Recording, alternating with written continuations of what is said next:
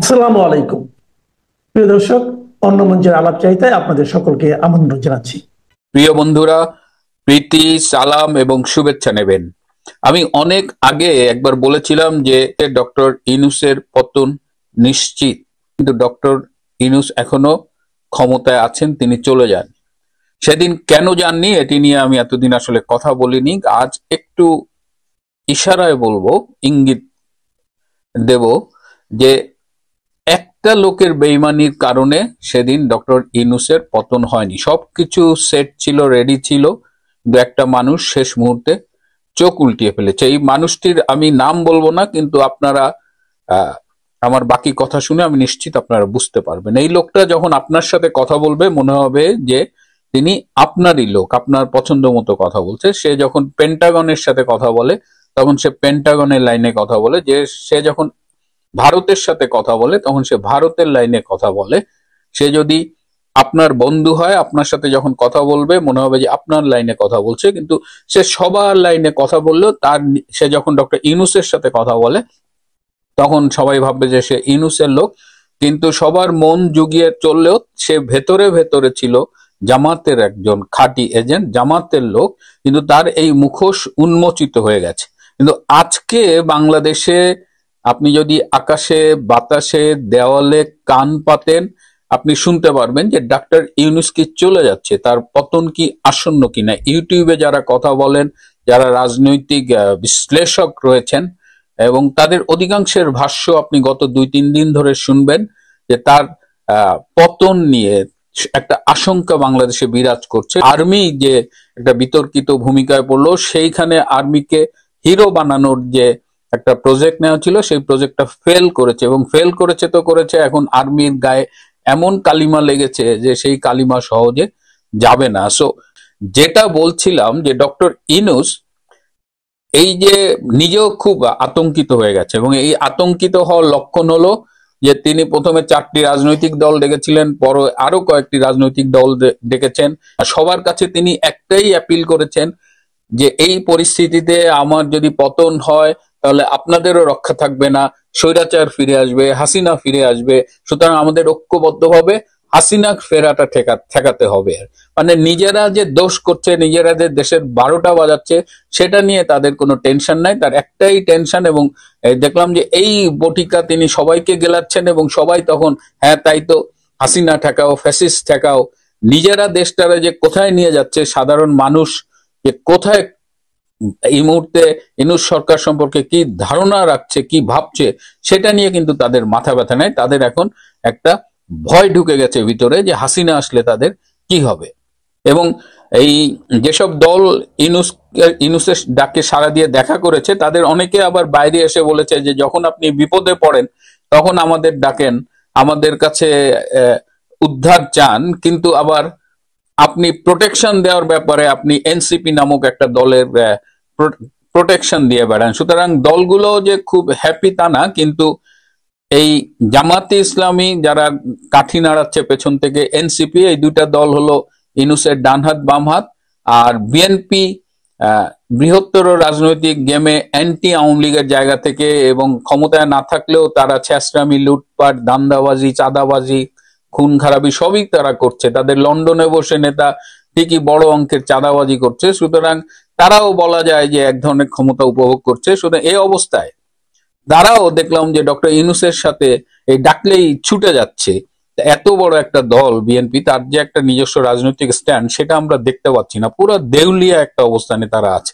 এখন এই ভয়ের ফলে আরেকটা খুব মজার ঘটনা ঘটেছে। আপনাদের জানাই, গত 4-5 দিন রাতের বেলায় ডক্টর ইউনূস কিন্তু যমুনায় ঘুমোচ্ছেন না। রাত 8টা বাজলেই তিনি যমুনা ছেড়ে চলে যান, এবং পরের দিন সকাল 8টায় আবার যমুনায় ফিরে আসেন। কামরুল হাসান আনসারী নামে একজন জামাতের সমর্থক, অনুসারী আছেন। তিনি গোলাম আজমের খুব ঘনিষ্ঠ ছিলেন। প্রতি রাতে এই কামরুল হাসান আনসারী ডক্টর ইউনূসকে নিয়ে ক্যান্টনমেন্টে চলে যান। তিনি ক্যান্টনমেন্টে রাত্রি যাপন করেন, এবং এই আনসারী আবার সকালে ডক্টর ইউনূসকে ফিরিয়ে দিয়ে যায়। তিনি ভয়ে যমুনায় থাকেন না যে হয়তো রাতে কোনো কিছু একটা ঘটে যেতে পারে এবং তাকে ক্ষমতাচ্যুত করা হতে পারে। তিনি ক্যান্টনমেন্টে খুব উঁচু পর্যায়ের একজন সেনা অফিসারের বাসায় থাকেন, তো ডক্টর ইউনূস এত ভয় পাচ্ছেন কেন? এই যে সচিবালয়ের যে আন্দোলনটা হলো, এটাকে অত্যন্ত পরিকল্পিতভাবে তারা এটাকে ছাত্রলীগের আন্দোলন বলার চেষ্টা করছে, কিন্তু তারাও জানে, দেশবাসীও জানে, যারা আন্দোলনে অংশগ্রহণ করেছে সেই ছাত্রছাত্রীরাও জানে যে এটা সাধারণ ছাত্রছাত্রীদের একটা স্বতঃস্ফূর্ত ক্ষোভ, বিক্ষোভ, এবং সবাই ডক্টর ইউনূসকে মোটামুটি লাল কার্ড দেখিয়ে দিয়েছে। একদম জামাত বা এইসব রাজনৈতিক চামচা ছাড়া সাধারণ মানুষের পক্ষ থেকে ডক্টর ইউনূসকে অনেক আগেই হলুদ কার্ড দেখানো হচ্ছিল, কিন্তু তাকে লাল কার্ড দেখানো হয়ে গেছে। তো এই অবস্থায় ডক্টর ইউনূসের সম্ভাব্য তিনটা পরিণতি হতে পারে। একটা হলো যে তিনি ক্ষমতাচ্যুত হয়ে বন্দী হতে পারেন, দ্বিতীয় হলো তিনি হয়তো দেশ ত্যাগ করতে পারেন, দেশ ত্যাগ করে পালিয়ে যেতে পারেন, দ্বিতীয় কোনো দেশে, কয়েকটা দেশের নেগোসিয়েশন চলতেছে, তিনি পালিয়ে কোন দেশে যেতে পারেন। ফ্রান্স তার একটা পছন্দের দেশ যেখানে তিনি পালিয়ে যেতে চান। এছাড়া আমি অনেক আগে বলেছিলাম যে ইস্ট তিমুরের মতো কিছু দেশ আছে, যদি বড় দেশগুলো তাকে জায়গা না দেয় তাহলে হয়তো ইস্ট তিমুরের মতো দেশে তিনি পালিয়ে যাবেন। কিন্তু তার এই পালানোর দেশের মধ্যে আবার পাকিস্তান নেই, এটা আমাকে একটু অবাক করেছে। তৃতীয় আরেকটা পরিণতি হতে পারে, সেইটা সম্ভাবনা খুব কম, কিন্তু রাজনীতিতে তো বলা যায় না, আমি সেই পরিণতির কথাটা এখানে উচ্চারণ করছি না। কিন্তু ডক্টর ইউনূস ভয়াবহ অবস্থার মধ্যে আছে এবং তার উপদেষ্টা পরিষদের মধ্যে এক ধরনের কাঁপুনি কাজ করছে। অফিস করে, কিন্তু আজকে কোনো উপদেষ্টাকে অফিস করতে দেখা যায়নি। এবং আজকে আমি যখন রেকর্ড করছি দুপুর 3টার দিকে ঢাকায় একটা জরুরি উপদেষ্টাদের মিটিং হওয়ার কথা শুনেছি। তো এটি এখনো আমি নিশ্চিত না, একটা মিটিং হতে পারে, something fishy is going on.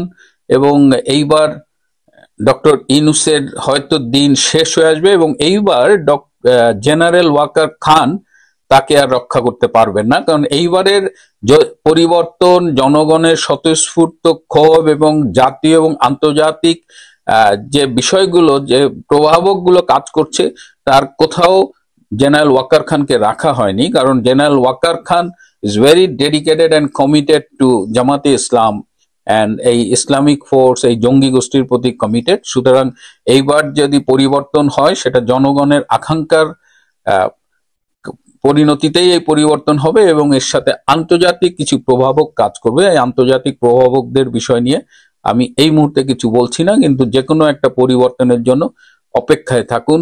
বাংলাদেশে নতুন দিন, নতুন সূর্য উদয়ের ব্যাপারটা যা সময়ের ব্যাপার। Please wait and have patience. আজ যে লস্করি তৈয়বার নেতা হঠাৎ করে কেন বাংলাদেশে, এই বিষয়টা, এটা অনেকে হয়তো জানেন, অনেকে জানেন না। তবে বাংলাদেশের পত্রপত্রিকা বা মিডিয়াগুলো এটাকে অনেকটা গোপনীয়তার সাথে চালাচ্ছে, যাতে এটা সকলের সামনে না আসে।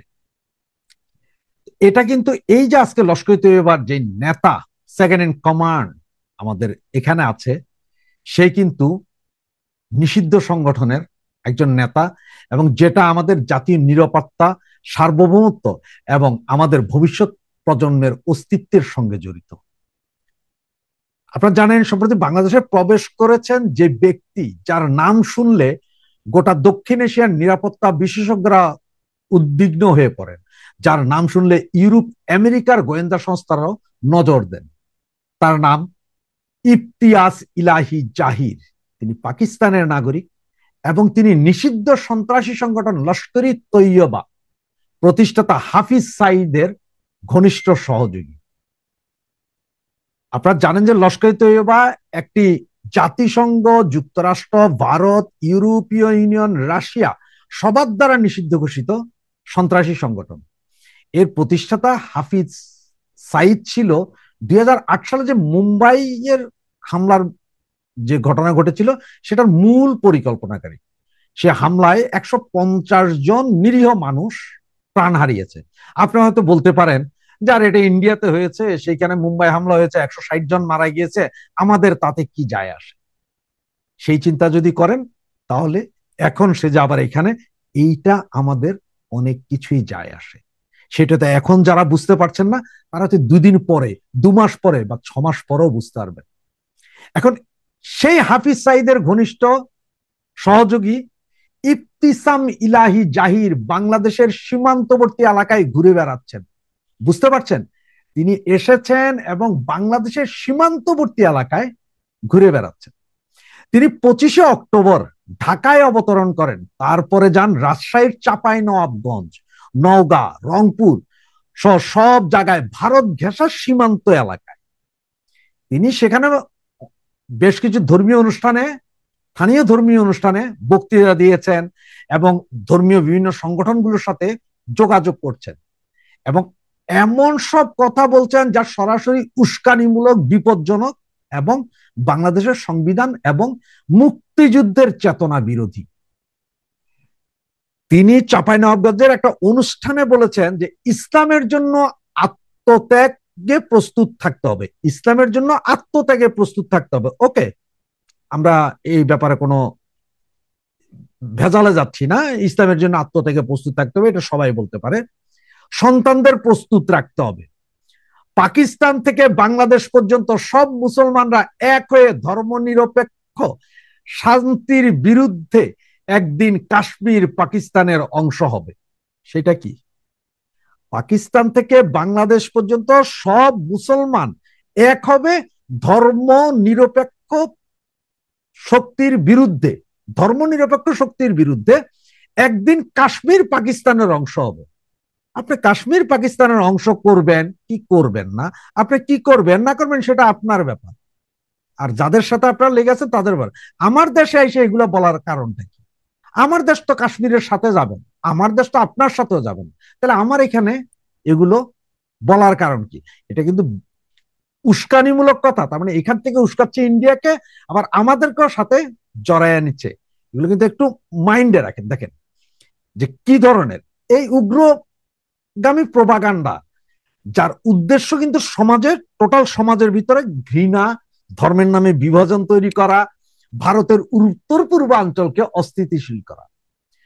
এই যদি ভারতের উত্তর পূর্বাঞ্চল মানে আমাদের সীমান্তবর্তী এলাকাগুলোকে যখন আপনার অস্থিতিশীল পরিস্থিতি সৃষ্টি করবে, এই লস্করি তৈয়বার লোকজন, ভারত কি বসে বসে দেখবে?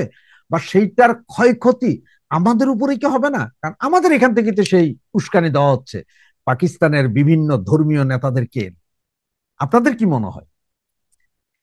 এই ঘটনাটা ঘটছে এমন এক সময়ে যখন একটা অন্তর্বর্তীকালীন মানে আমাদের জঙ্গি সরকার এই দেশে বসে আছে।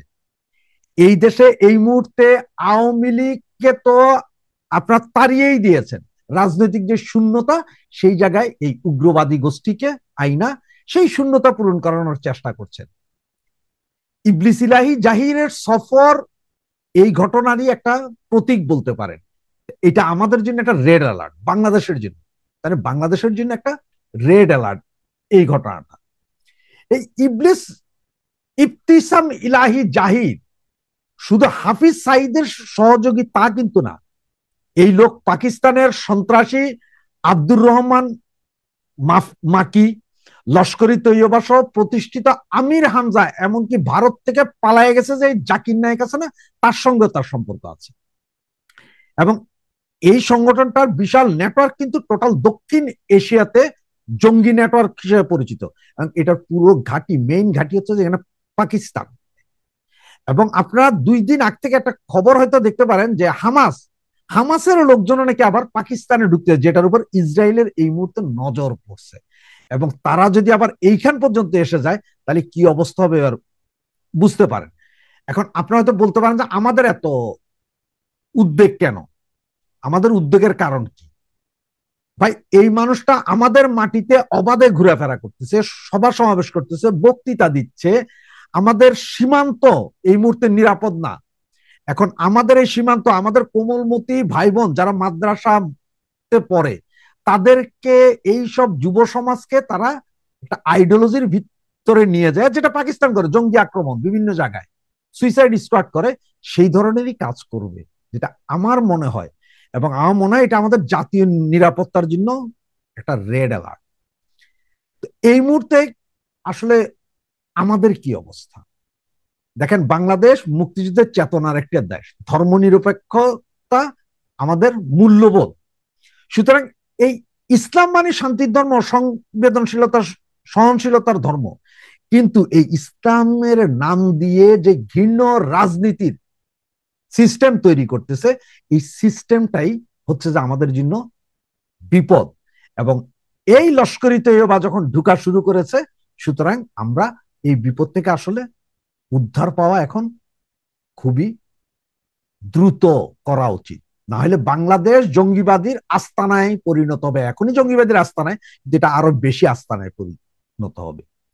সুতরাং আমরা এখন কি করতে পারি? আসলে আমাদের করার আছে কিছু। আমরা সচেতন থাকতে পারি।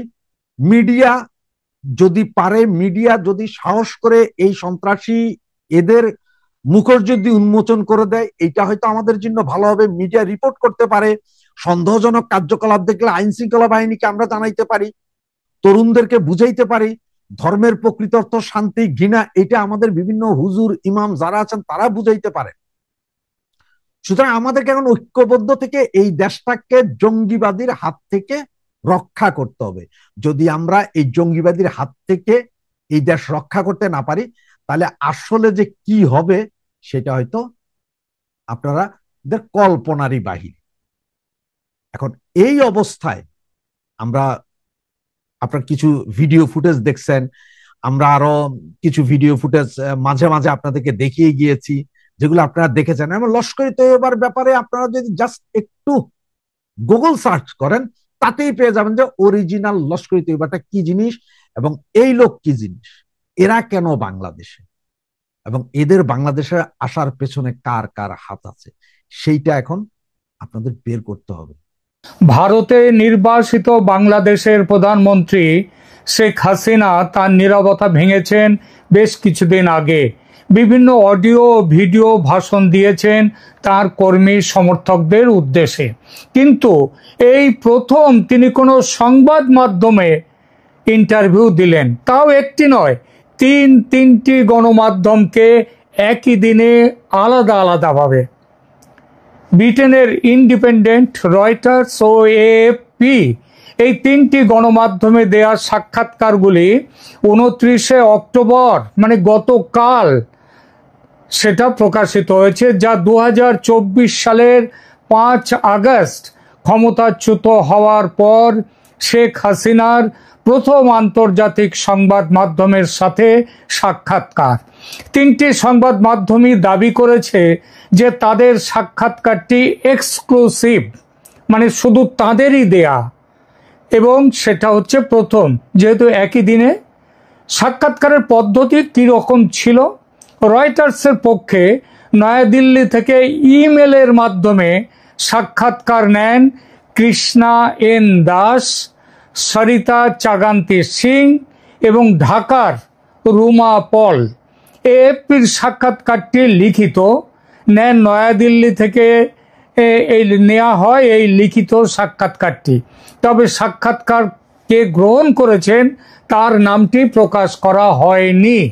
আর দি ইন্ডিপেন্ডেন্ট পত্রিকা লন্ডনের হয়ে মারুসা মুজাফফর সাক্ষাৎকারটি প্রকাশ করেন, কিন্তু কিভাবে যোগাযোগ করেছিলেন তিনি সেটা স্পষ্ট নয়।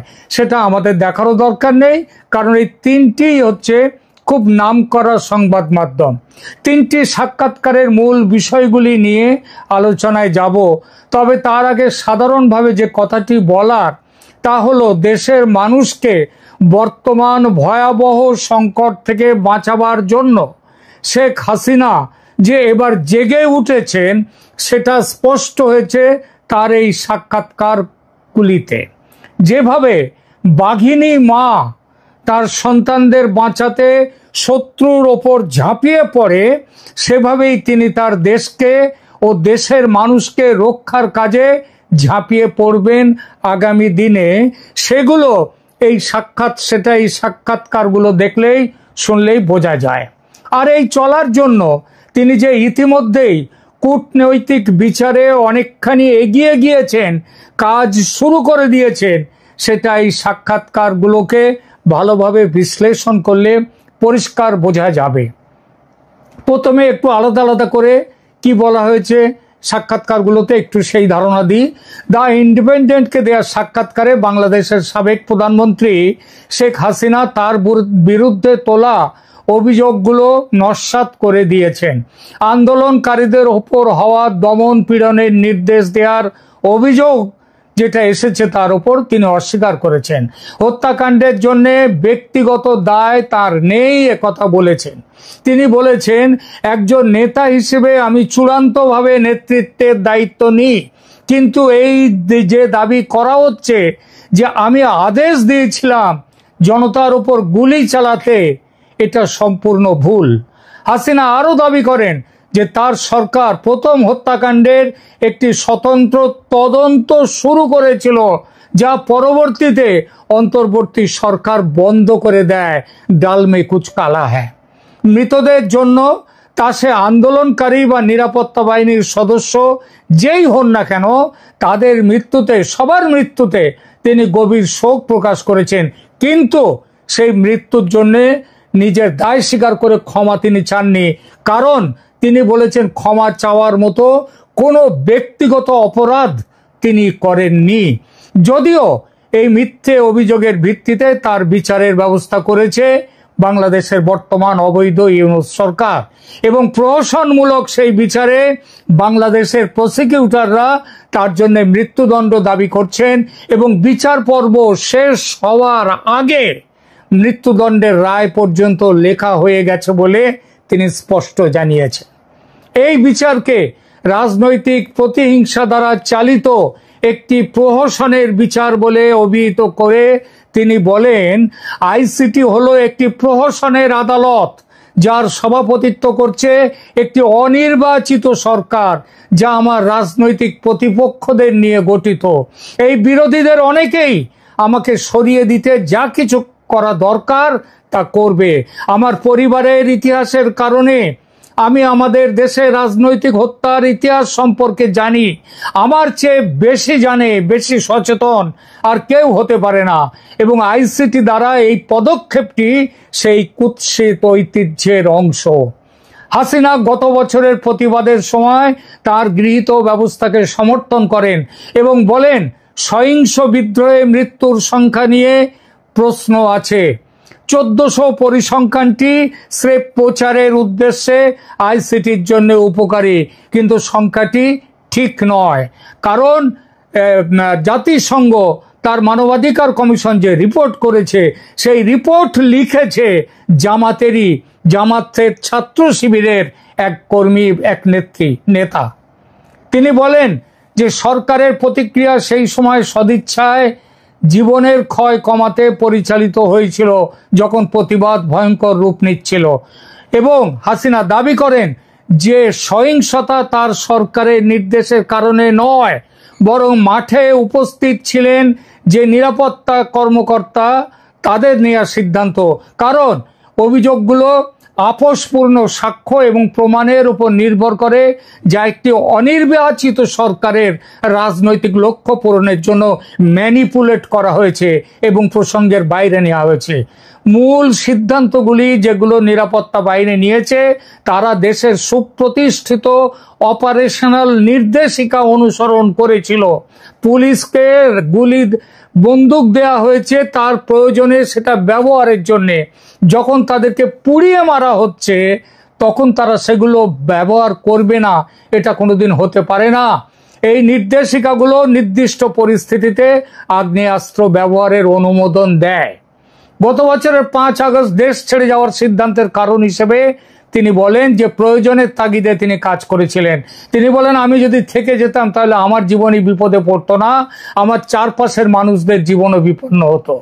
গণতন্ত্র পুনরুদ্ধারের প্রতিশ্রুতি দিয়েছেন তিনি বলেছেন, দেশ ছেড়ে চলে যাওয়া এবং বাংলাদেশে আওয়ামী লীগ নিষিদ্ধ হওয়া সত্ত্বেও তিনি বাংলাদেশে গণতন্ত্র পুনরুদ্ধার করে ছাড়বেন। শুধুমাত্র মুক্ত, সুষ্ঠু এবং অন্তর্ভুক্তিমূলক নির্বাচন দেশকে নিরাময় করতে পারে, এটা তিনি জোর দিয়ে বলেন। আর তার দলের, তার যে শাসন সম্পর্কে, উত্তরাধিকার সম্পর্কে তিনি একটি খুব বড় কথা বলেছেন। তিনি বলেছেন যে উত্তরাধিকার তিনি রেখে যেতে চান, সেই নেতা হিসেবে স্মরণীয় হতে চান, সেই নেতা হিসেবে যিনি 1990-এর দশকে দীর্ঘ বছরের নিষ্ঠুর সামরিক শাসনের পর দেশের সংসদীয় গণতন্ত্র পুনরুদ্ধার করেছিলেন এবং লক্ষ লক্ষ মানুষকে দারিদ্র্য থেকে উত্তোলন করেছিলেন। তিনি বলেন যে এই অর্জনগুলো এখন বিপরীত হওয়ার হুমকির মুখে রয়েছে, ধ্বংসের মুখে রয়েছে। তার চূড়ান্ত বক্তব্য ছিল আইসিটি দ্বারা তার বিচারের উল্লেখ করে দি ইন্ডিপেন্ডেন্টকে তিনি বলেন, কোনো গণতান্ত্রিকভাবে নির্বাচিত নেতাকে সহিংস বিদ্রোহের মুখে তাদের দেশকে রক্ষা করার জন্য, সাংবিধানিক দায়িত্ব পালন করার জন্য যে ব্যবস্থাগুলো নিতে বাধ্য করা হয়েছিল তার জন্য বিচারের মুখোমুখি করা উচিত নয়। রয়টার্সের সাক্ষাৎকারের মূল বিষয়গুলো ছিল ভোট বর্জন সম্পর্কে তিনি বলেন, হাসিনা রয়টার্সকে বলেন যে আওয়ামী লীগের লক্ষ লক্ষ সমর্থক পরের বছরের জাতীয় নির্বাচন বর্জন করবে যদি দলটিকে নির্বাচনে প্রতিদ্বন্দ্বিতা করা থেকে নিষিদ্ধ করা হয়। তিনি বলেন আওয়ামী লীগের ওপর নিষেধাজ্ঞা শুধুমাত্র অন্যায় নয়, এটা স্বপরাজিত, তারা যে হেরে যাচ্ছে যারা ক্ষমতায় আছে এটা তার লক্ষণ। পরবর্তী সরকারের অবশ্যই নির্বাচনী বৈধতা থাকতে হবে।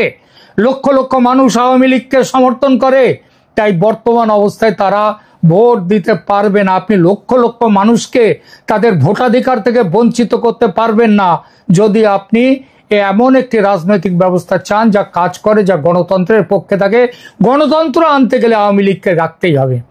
তিনি দেশে ফেরা নিয়ে তিনি বলেন যে তিনি তার দলকে বাদ দিয়ে নির্বাচনের পরে যদি কোনো সরকার গঠিত হয়, যে সরকারে তার দল থাকবে না, নির্বাচনে তার দল থাকবে না, সেই বাংলাদেশে তিনি ফিরবেন না। দলের ভবিষ্যৎ কেমন দেখছেন তিনি, এই ব্যাপারে হাসিনা জানান যে আওয়ামী লীগের নেতৃত্ব তার পরিবারের জন্য নির্দিষ্ট নয়, তার পরিবারের উপরে নির্ভর করে না আওয়ামী লীগের নেতৃত্ব। এটা খুব বড় কথা। তিনি বলেন এটি আমার বা আমার পরিবারের নিজস্ব ব্যাপার নয়।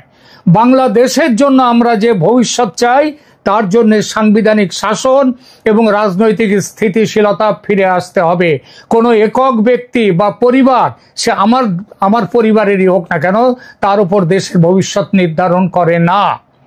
এএফপির সঙ্গে সাক্ষাৎকারে তিনি মূলত বলেন যে হাসিনা সতর্ক করে দেন যে তার দল ছাড়া নির্বাচন করা ভবিষ্যৎ বিভাজনের বীজ বপন করছে। তিনি বলেন আওয়ামী লীগ সমেত সকল প্রধান দলের সরাসরি অংশগ্রহণ ছাড়া নির্বাচন বিশ্বাসযোগ্য হতে পারে না, হবে না। আওয়ামী লীগের অংশগ্রহণ ছাড়া দেশে ভবিষ্যতের বীজ বপন করছেন মোহাম্মদ ইউনূস। ইউনূসকে অবশ্যই আওয়ামী লীগকে পুনর্বহাল করতে হবে যাতে বাংলাদেশিরা তাদের প্রাপ্য পছন্দ, তাদের পছন্দের দলকে ভোট দিতে পারে। আইসিটি বিচার সম্পর্কে তিনি বলেছেন এএফপিকে দেয়া সাক্ষাৎকারে যে এটা আইনগত রসিকতা এই বিচার, এবং যোগ করেন যে তিনি বিশ্বাস করেন যে এই বিচারের রায় আগে থেকেই ঠিক করা আছে। তাহলে তিনটি সাক্ষাৎকারে সাধারণ প্রসঙ্গগুলো কিরকম ছিল? এক, আন্তর্জাতিক অপরাধ ট্রাইব্যুনাল, যাকে তিনি বলেছেন প্রহসনের আদালত, আইনগত রসিকতা এবং রাজনৈতিক উদ্দেশ্য প্রণোদিত। তিনি যে বলেছেন যে ট্রাইব্যুনাল তার রাজনৈতিক বিরোধীদের নিয়ে গঠিত, একটি অনির্বাচিত সরকার দ্বারা পরিচালিত, এবং এরা একটা আগে থেকেই ঠিক করা রায় দিয়ে দেবে, হয়তো সেটা তার মৃত্যুদণ্ড। দুই, তিনি ক্ষমা চাইতে অস্বীকার করেছেন। জুলাই আগস্টের যে বিক্ষোভে নিহতদের জন্য ক্ষমা চাইতে অস্বীকার করেছেন। তিনি অবশ্যই বলেন যে তিনি অবশ্যই শোকার্ত, তিনি শোক জ্ঞাপন করছেন, সমবেদনা জ্ঞাপন করছেন, কিন্তু ব্যক্তিগত দায় তার আছে তা নয়, সুতরাং তিনি ক্ষমা চাইবেন না। আওয়ামী লীগ পুরো ব্যাপারটাকে তিনি বলেছেন যে ভবিষ্যতে সময় এলে তিনি পুরো ব্যাপারটাকে ভালোভাবে বিচার করবেন। আওয়ামী লীগ নিষিদ্ধকরণের সমালোচনা তিনি করেছেন। এটাকে তিনি বলেছেন যে যারা ক্ষমতায় আছে এটা তাদের অন্যায় এবং তাদের পরাজিত মনোভাবের প্রকাশ। 4 নম্বর, তিনি বলেছেন আওয়ামী লীগ নিষিদ্ধ হলে দলের লক্ষ লক্ষ সমর্থক ফেব্রুয়ারি 2026-এর নির্বাচন বর্জন করবে এবং এই বর্জন করার মাধ্যমে নির্বাচনের বৈধতা নিয়ে প্রশ্ন উঠে যাবে। 5 নম্বর, দেশে ফেরার বিষয়ে তার সিদ্ধান্ত। তিনি স্পষ্ট বলেছেন যে আওয়ামী লীগকে বাদ দিয়ে নির্বাচন হলে সেই নির্বাচনের পর গঠিত কোনো সরকারের অধীনে তিনি বাংলাদেশে ফিরবেন না। 6 নম্বর, মৃত্যুর সংখ্যা নিয়ে বিতর্কে তিনি বলেছেন এগুলো বাড়িয়ে বলা হচ্ছে, প্রচারের উদ্দেশ্যে বলা হচ্ছে, এবং যত মৃত্যু হয়েছে তিনি ক্ষমতা এলে তার পুরো তার তদন্ত করবেন, বিচার করবেন। 7 নম্বর তিনি বলছেন নিরাপত্তা বাহিনীর উপর দায় চাপানো নিয়ে